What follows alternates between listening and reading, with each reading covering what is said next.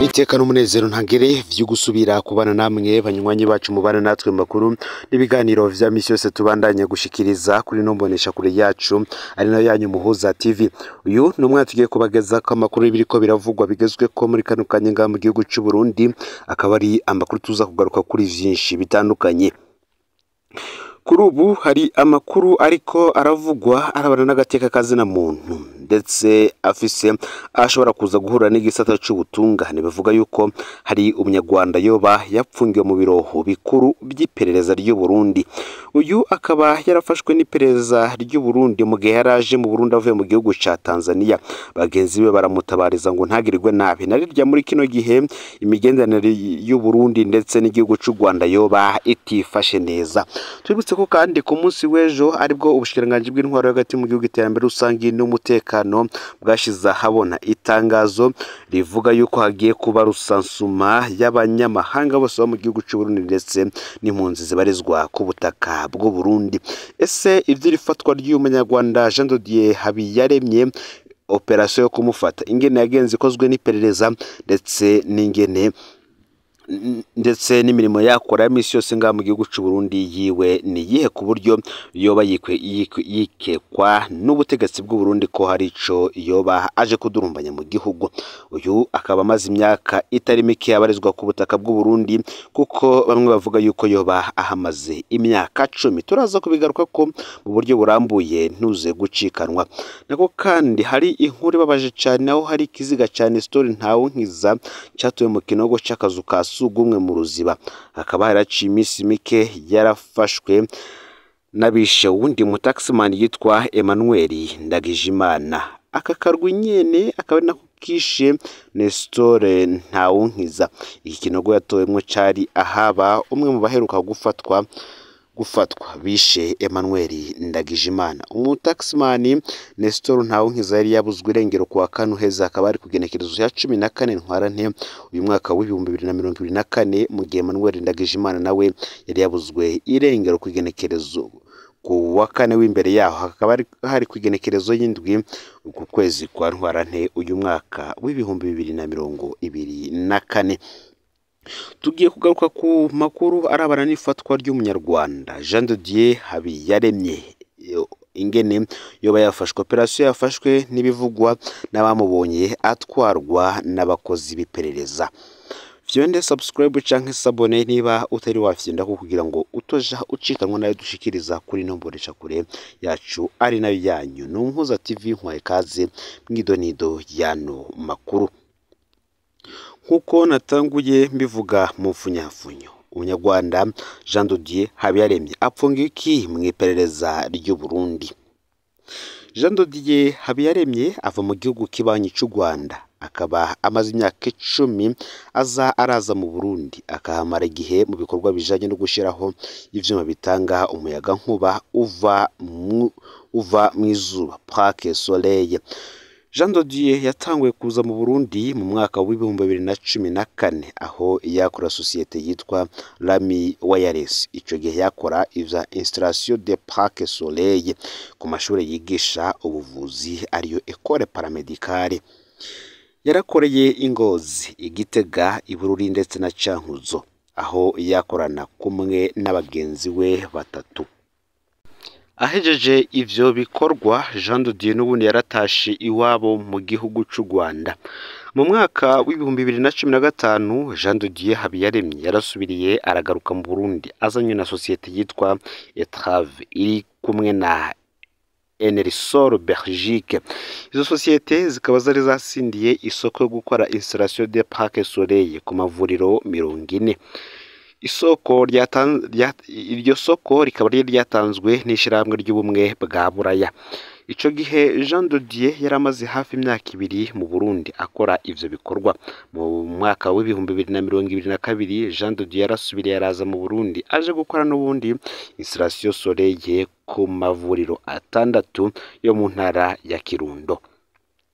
Ivyo bikorwa navyo bikaba vyari vyatanzwe n'ishirahamwe Enabel. mu mwaka w'ibihumbi 2023 akaba ari umwaka uheze Jean de Dieu yari arangije ibindi bikorwa bijanye na installation soleil ku makoperative 12 ubu bakoresha amamashini akuba ibigori hamwe n'imiceri bakoresheje umuyaga nkuba mvazuba. Ico gikorwa naco cari icishirahamwe ry'abataliyano AVC. Ihagarikwa rya Jean de Dieu Habiyaremye uti ryoba ryagenze gute? Mu makuru duhejeje kuronka mu mwanya muto uheze bavuga ko batazi neza ikibanza Jean de Dieu yafatiwemwo. Ico bazi nuko yafashwe avuye i Kigoma mu gihugu ca Tanzania agana i Bujumbura mu mugwa mukuru w'igihugu c'u Burundi. Wenyene yarashoboye ngo kwandikira abagenzi arabamenyesha ko afashwe n'iperereza ry'u Burundi. Ku munsi w'Imana uheze hakaba hari kwigerekerezo y'17 ntwarante uyu mwaka w'ibihumbi 2024 abakozi b'iperereza baramuzanye aho yahora bamukinanira barasaka inzu yose hanyuma basubira inyuma bamujanye. Ico ngo cabaye ikimenyetso kitabesha ko apfungiwe mu biro bikuru vy'iperereza. Ababanyi biwe bakaba batari bamenya ico azira. Jean de Dieu Habiyaremye abagenzi barasaba ko atogirirwa nabi kubera icuka kibi kiri hagati y'u Burundi ndetse n'igihugu c'u Rwanda. Bakibutsa ko Jean de Dieu ari umuhinga akomeye yafashije vyinshi Burundi muri imyaka 10 iheze.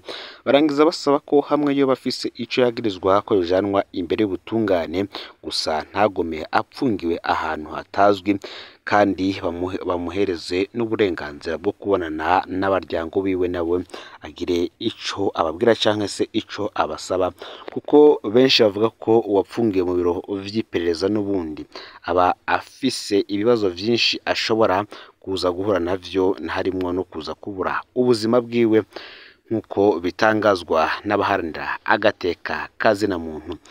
Tukiri kandi kuri aya makuru arabana n'imigenderanire mibi iri hagati y'igihugu c'u Rwanda ndetse n'igihugu c'u Burundi. Hari ivyatangajwe n'umukuru w'igihugu Evariste Ndayishimiye aho adahengeshanya kwagiriza u Rwanda n'abakoroni ngo bosoko ry'amagorwa u Burundi bufise kubwiwe. Umukuru w'igihugu Evariste Ndayishimiye yarasubiriye kwagiriza igihugu c'u Rwanda n'abakoroni kubwiwe kari bosoko ry'amabi abarundi barimwo. Yemeje ko u Rwanda rubitse inyagano abarundi rwigisha kwica gusa. Kubwa Ndayishimiye abarundi banegura intwaro ya CNDD-FDD ngo bari mu bukoroni bw'u Rwanda hamwe n'abakoroni ubwabo.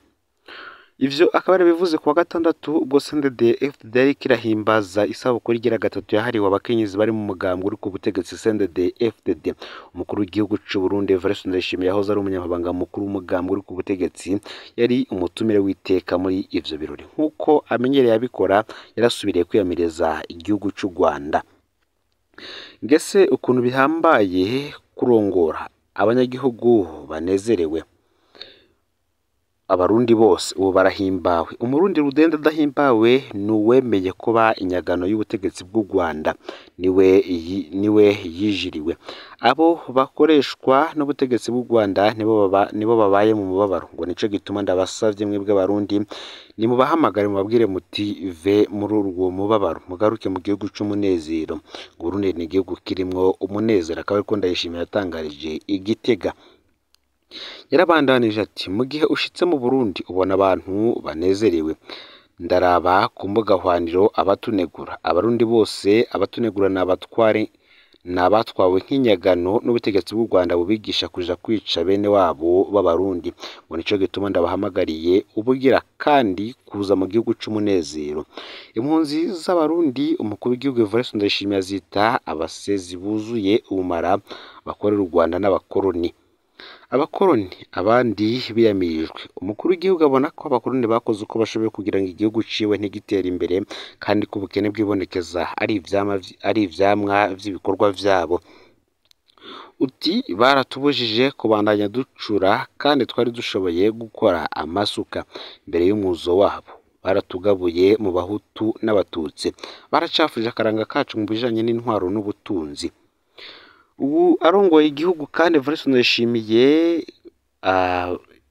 bivugwa yuko ifaranga riguma rita agaciro y'idolari ry'abanyamerika kuri buri vunjwa arenga 5,100 y'amarundi. Yemeje ko amadolari 100 angana n'amafaranga 100 y'amarundi.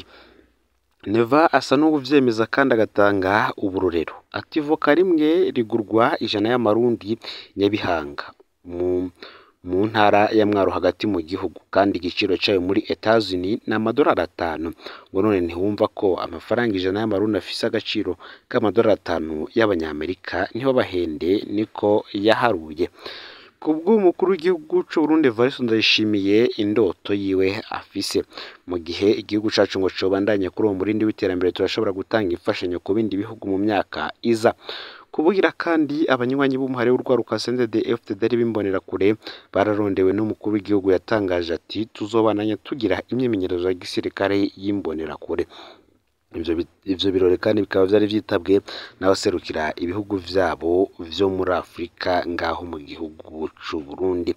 Aya niyo makuru yaragezwe ko muri kano kanya ufyonde subscribe canke sabone niba utari wafyonda ko kugira ngo tuzucikanwa nayo dushikiriza usangiza no makuru bagenzawe kandi aho baherereye hose kugira ngo nabo baje bashikirwa n'abiriko biravugwa bigezwe ko ngaho mu gihugu c'u Burundi hanze y'imbezi igihugu c'u Burundi ndetse no mu makungu ya kure no muhoza TV mani bahezagire.